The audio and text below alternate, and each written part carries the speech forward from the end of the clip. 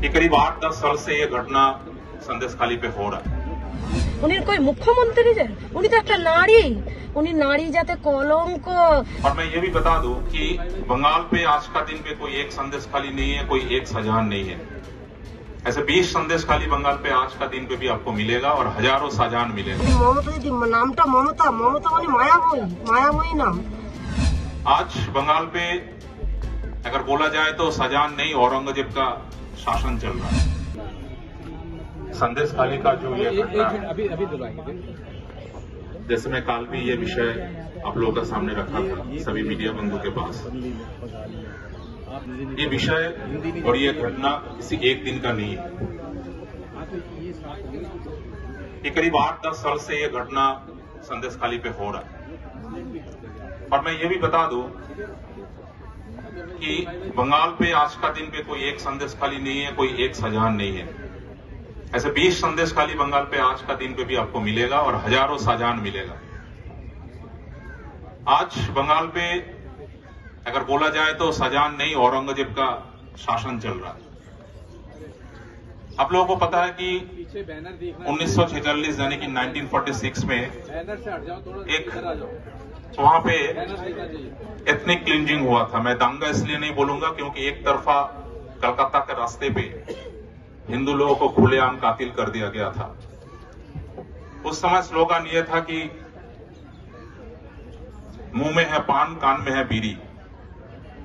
यानी वो एक टिपिकल अटायर होता है वहां पे बंगाल के जो लोग हैं, खास करके जो सो कॉल्ड माइनॉरिटीज है। तो कान में है बीड़ी, मुंह में है पान, लड़के लेंगे हिंदुस्तान। उन्होंने लिया है एक भारत का एक टुकड़ा उन्होंने अलग कर लिया है, लेकिन वहां पे उनका एजेंडा खत्म नहीं हुआ। वो एजेंडा अभी भी चल रहा है। थोड़ा सा उसमें चेंज ये आया कि वहां पे उस समय मोहम्मद अली जिन्ना का सामने दूसरा कोई रास्ता था नहीं और बंगाल का उस पवित्र धरती को उन्होंने चुना था अपने एजेंडा को, अपने जो लक्ष्य है उसको पूर्ति देने के लिए। लेकिन देश का स्वाधीनता का ये 75 साल का जो पूर्ति, जो अमृतकाल पूरा देश पे चल रहा है, इस अमृतकाल का इस दौरा पे बंगाल का स्थिति क्या है, पूरा देश को ये जानना चाहिए। और आज संदेशखाली में जैसे शेख शाहजहां, उसके भाई शेख सिराज और आलमगीर खुलेआम देश का सुंदरबन का वो जो छोटा छोटा टापू, जो छोटा छोटा आइलैंड है, संदेशखाली का जियोग्राफिकल जो लोकेशन है, जो डेमोग्राफी है, वो देश के लिए बहुत ही बड़ा खतरा है। और ये खतरा सिर्फ संदेशखाली और बंगाल के लिए नहीं है, पूरा देश के लिए है।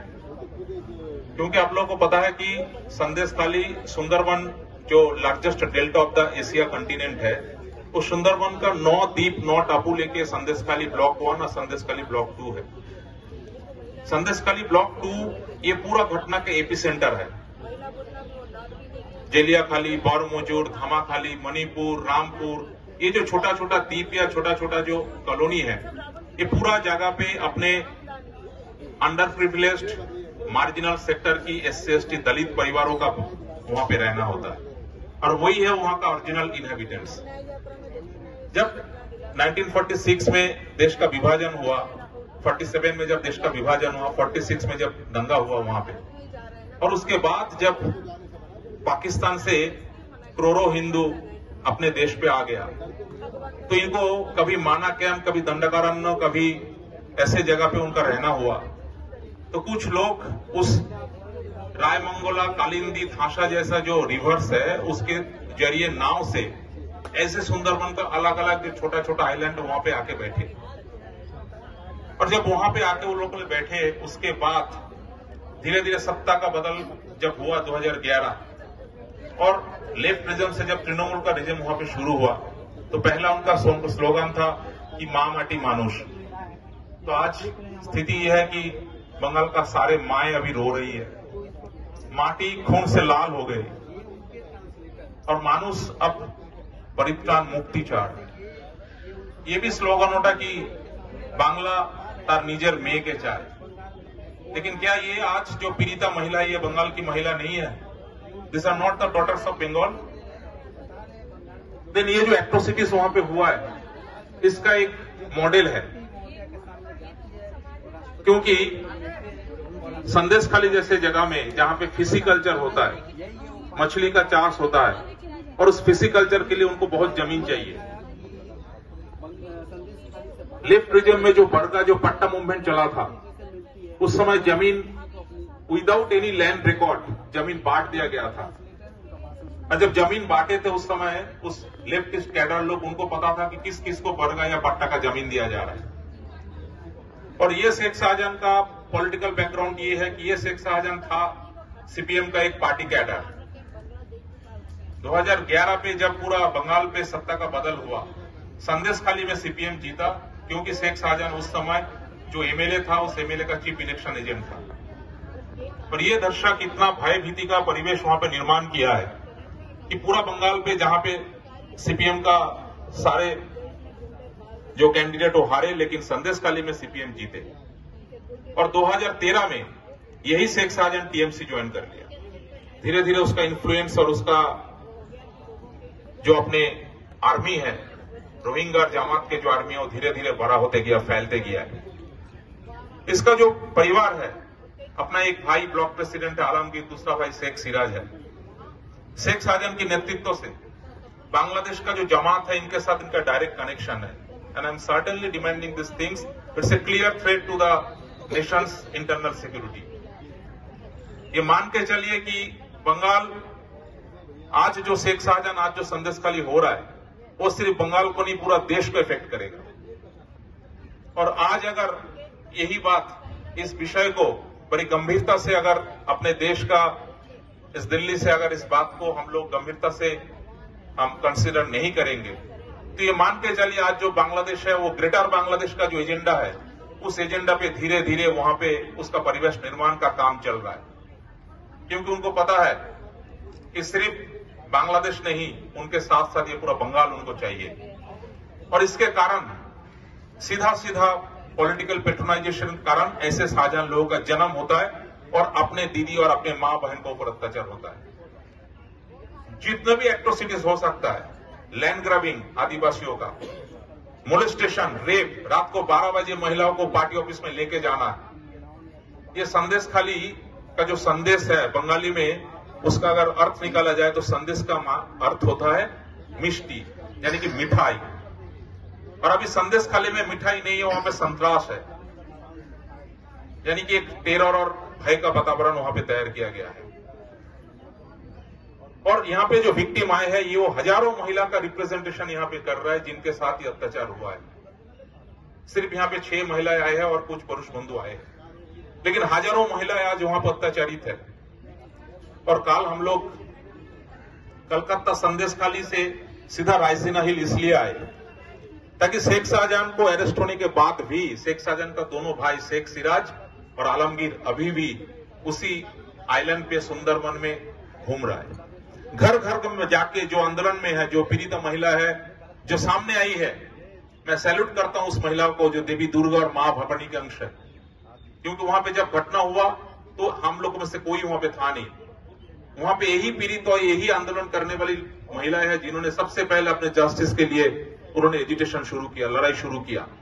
और इसके लड़ाई के लिए पुलिस लोगों ने, पुलिस को देके, सिविक पुलिस को देके, अपने कैडर को देके इनका घर में फिर एक बार वैंडलाइजेशन हुआ, रैम्पेट हुआ, इनके साथ वही अत्याचार हुआ जो सालों से होते आ रहा है।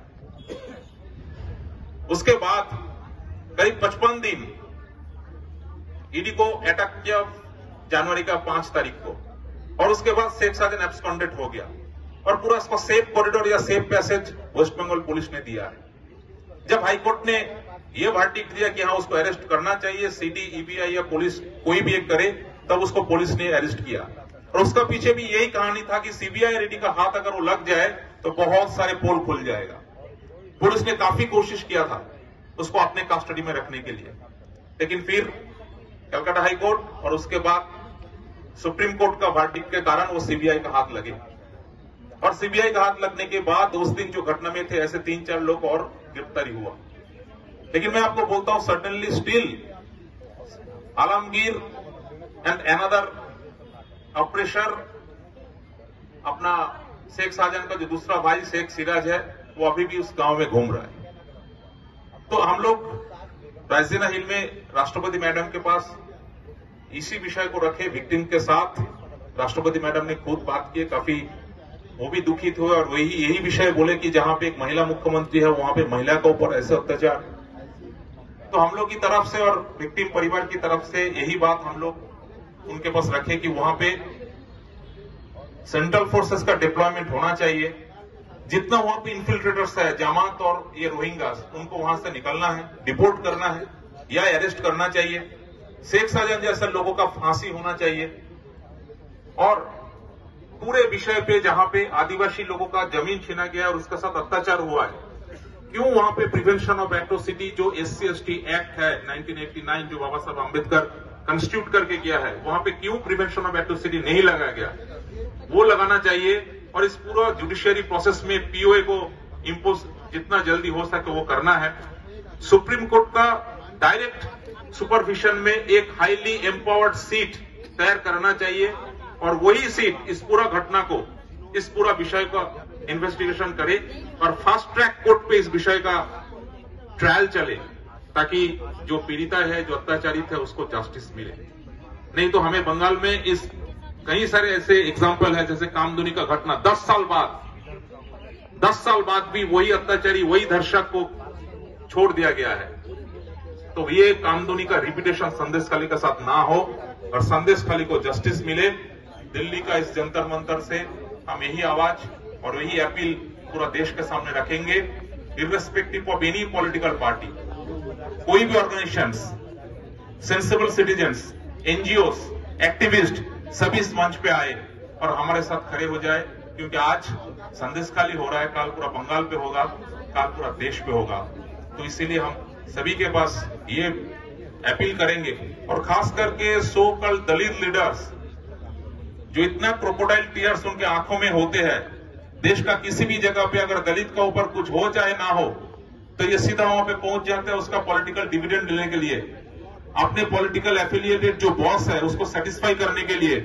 उनके पास इतना समय नहीं हुआ कि एक बार जाके संदेशखाली में देखिए, वो भी आपके दलित महिला है, वो भी अपने दलित पुरुष है, वो भी दलित बच्चे हैं, इनके साथ में खड़े होइए और इनको सॉलिडरिटी दिखाइए और इनके मांग के लिए, इनके साथ जो अनजस्टिस हुआ है उसके साथ लड़िए। तभी जाके आप ये जो परिवार अपने SC/ST परिवार के लिए आप जो अपने आप को नेता बोल के मांग करते हैं, चैनल पे जाते हैं, जगह जगह पे धरना देते हैं और उसके बाद फिर कुछ पॉलिटिकल रिटर्न गिफ्ट मिलते हैं, आप लोगों के पास मेरा यही निवेदन है कि आइए संदेशखाली एक बार। इन्होंने सीधा सीधा बोला कि ममता दीदी आप भी एक बार संदेशखाली में आइए। आपने बोला था कि हम लोग सब बहिरागत तो है, बाहर से आए हैं।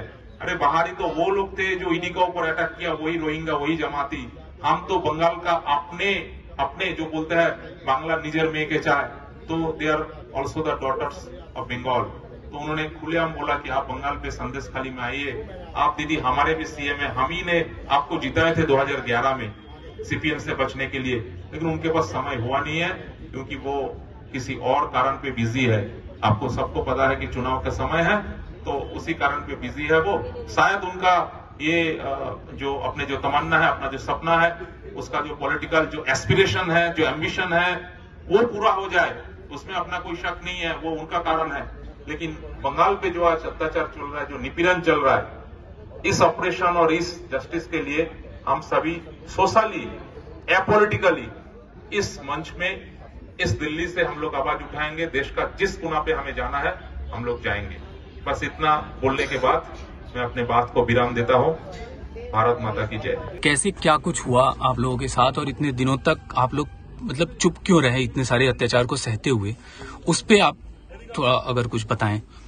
और प्रशासन को लेकर के वहाँ पे कैसा सरकार কিছু বলিনি, কারণ শেখ শাহজাহান তার গুন্ডা বাহিনী এবং পুলিশকে সঙ্গে নিয়ে সারা সন্দেশখালীতে অত্যাচার করত এবং আমরা এতদিন সাহস পাইনি, কারণ ইডি 5ই জুন ইডির উপর যখন হামলা হলো, শাহজাহান শেখ নিজেই লুকিয়ে বেড়াচ্ছিল। তারপর আমরা আর প্রতিবাদ করতে আমাদের সুবিধা হয়েছে, প্রতিবাদ করতে আমরা সাহস পেয়েছি। प्रश्न करो।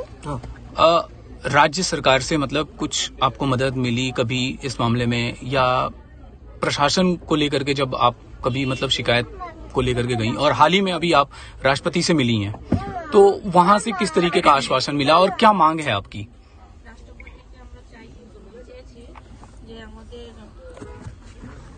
আমাদের কেন্দ্র বাহিনী দিন, আমাদের সিবিআই দিয়ে আমাদের প্রোটেকশন দিন, যাতে আমরা সুরক্ষা থাকতে পারি, আমাদের বাচ্চা কাচ্চা নিয়ে বাঁচতে পারি, তার জন্য আমরা ওনার কাছে आवेदन করেছি। तो मुख्यतः आपका प्रोटेक्शन को लेकर के मांग है, मतलब अभी भी डर है वहाँ पे इलाके में कि आपके साथ कुछ भी हो सकता है गिरफ्तारी के बाद भी? প্রতি গত 12 বছর ধরে যে অত্যাচারটা হয়েছিল, সন্দেশখালী মমতা দিদিকে আবেদন করেছিলাম, সোশ্যাল মিডিয়া সাংবাদিকের মাধ্যমে আমরা আবেদন করেছিলাম যে দিদি আপনি এসে দেখে যান, যে সন্দেশখালী আপনি বলেন মা মাটি মানুষের জন্য আপনি আছেন, তাহলে আপনি এসে দেখে যান যে মায়েরা, মা মাটি মানুষ, মায়েরা কি পরিস্থিতি আছে, কি বাত আছে। দিদি না এসে দিদি বসে বসে উপরে বসে বসে দিদি লেচকাত দিচ্ছে যে আমরা বৈরাগতি কাকে বলে, আমাদের আধার কার্ড দেখা হোক। আর দিদি আমাদের সন্দেশখালী মায়েদের জন্য দিদি আসতে পারছে না। দিদি নাম্বার 1-এ গিয়ে দিদি বড় বড় ডায়লগ দিচ্ছে, তার বেলা সময় পাচ্ছে, সোশ্যাল মিডিয়ায় পোস্ট করতে পারছে, দিদি নাম্বার 1-এ গিয়ে তার বেলা সময় পাচ্ছে, কিন্তু দিদি কই সন্দেশখালী মায়েদের জন্য কই একবারও দিদি আসতে পারলো না। উনি কই মুখ্যমন্ত্রী, যে উনি তো একটা নারী, উনি নারী যাতে কলঙ্ক। আর 500 টাকা 1000 টাকা দিয়ে আমাদের সম্মান কিনতেছে, উনি আমাদের সম্মান এক হাটে কিনতেছে, এক হাটে বিক্রি করতে। ওনার কোনো অধিকার আছে? যে উনি তো নারী, এক নারীর সম্মান যাওয়া মানে 5টা নারীর সম্মান যাওয়া। উনি তো একটা নারী, আমাদের সম্মান নিয়ে মমতা দিদি খেলা করতেছে। ওনাকে দিদি বলা তো মানে আমাদের পাপ। উনি হচ্ছে নারী জাতে কলঙ্ক, উনি হচ্ছে নারী জাতে কলঙ্ক। উনি কি করেছেন বলুন তো, কি করেছেন? সবকিছুতে উনি হচ্ছে চুরি চামারি করছেন, আমাদের নিচ্ছে আবার আমাদের উপরে চুরি করেছে। আমাদের যে গত 12 বছর যে দেলে আমাদের পিঠটা ঠেকে গেছে, ওনার কোনো ধারণা আছে? উনি কোনো কিছু জানে? উনি তো একটা নারী, উনি জানেন কি? উনি সবই জানে। উনি ন্যাকামো দিন, উত্তর দিন, আপনি কোথা থেকে এসেছেন? আমরা আবার ভাড়া করা গুন্ডা, আমাদেরকে বলছে আমরা ভাড়া করা গুন্ডা, আমরা ভাড়া করা গুন্ডা।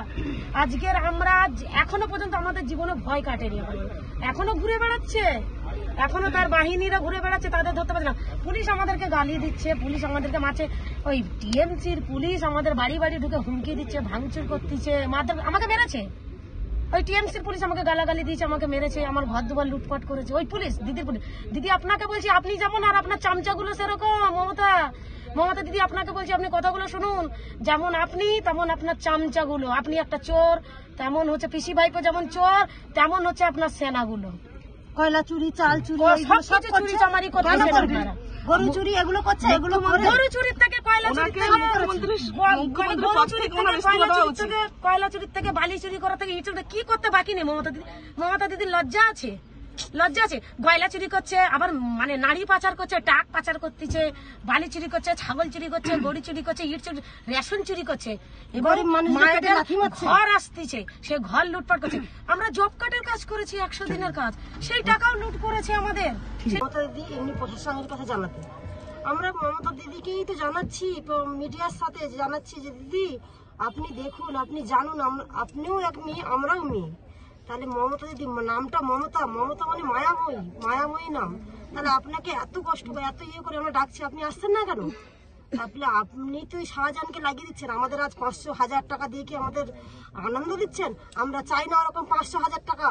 আমরা 500,000 টাকা নিয়ে কি করবো? 500,000 টাকা নিয়ে তো মমতা দিদি তো শাহজাহানকে, সিরাজউদ্দিনকে, আলমগীরকে লাগিয়ে দিয়েছে আমাদের টাকাই নিয়ে আমাদেরকেই দিচ্ছে দিদি। ওরকম টাকা আমরা চাই না। আজকের পুলিশ প্রশাসন আমাদেরকে কোথায় সাপোর্ট করবে না করে, প্রশাসন পুলিশ আমাদেরকেই গুন্ডা বাহিনী আর প্রশাসন নিয়ে আমাদের বাড়িতেই হুমকি দিচ্ছে। কেন হুমকি দেবে? দিদি দেখতে পাচ্ছে না এগুলো? আমরা বারবার একই কথাই বলছি। দিদি সেম ওই কথাগুলো আমাদেরকে রিটার্ন আবার জবাব দিচ্ছে যে আপনারা বহিরাগত, আমরা বহিরাগত। দিদি এখানে আসেন না কেন? দিদি আসুক, দেখে যাক আমরা বহিরাগত না আমরা এখানে বাসিন্দা। আমাদের আবার বলছে সৈকত মোল্লা, মমতা দিদির পাশেই বসে সৈকত মোল্লা বলছেন যে আপনাদের সন্দেশখালীর মেয়েদের রেপ হয়েছে, ভিডিও চাই। সৈকত মোল্লার বাড়িতে মা বোন নেই? সৈকত মোল্লার বাড়িতে মা বোন নেই? সৈকত মোল্লা কেন বললো এই কথা? কেন বললো এই কথা? আমাদের মান ইজ্জত, মমতা দিদির মান ইজ্জত নেই?